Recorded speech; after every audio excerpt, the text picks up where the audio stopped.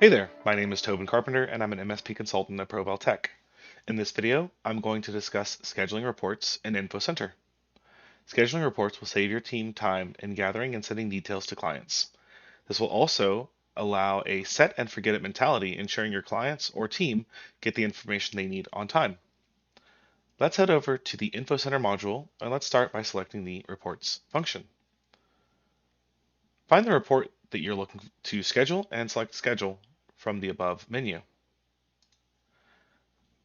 The first tab on this page allows you to set your schedule and frequency for when you would like this report to be delivered. For example, you could do once daily, weekly, monthly. You can also set it to run at a specific time and start on a specific day. On the Filters tab, you can narrow down the search to specific orgs, machine groups, or even machine IDs. You can also select pre-made views to further filter what machines the report will gather details from. The Distribution tab allows you to select who will receive this email.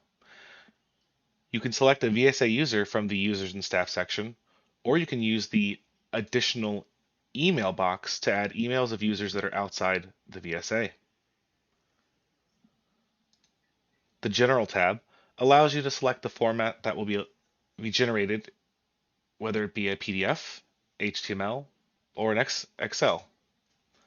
Keep in mind that certain report setups will display better in one format over another. You can also customize the subject and the body of the email from this message section.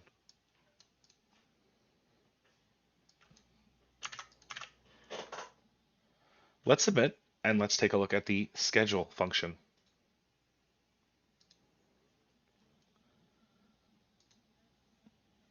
The schedule function allows you to see reports that have been previously scheduled, whether it be for a one-time or recurring. You can easily edit the report from this page by selecting the report, selecting schedule, and select edit. From there, you will see all the details that we've just seen. You can also see the history of that report. So if you were to select history, if the report had been run multiple times, you would see each time this report's run, and then you'd be able to select this link in the message section to be able to view the report that was sent at that time. And finally, you can always delete from this page as well. So if you need to delete the schedule report, select the report, select scheduling, and press delete, and then select yes. And that concludes our discussion on the scheduling reports in VSA. Thanks for watching. We post a new video every week to share our knowledge on Kaseya, ConnectWise, Automate, ConnectWise RMM, and more. Let us know what else you'd like to see.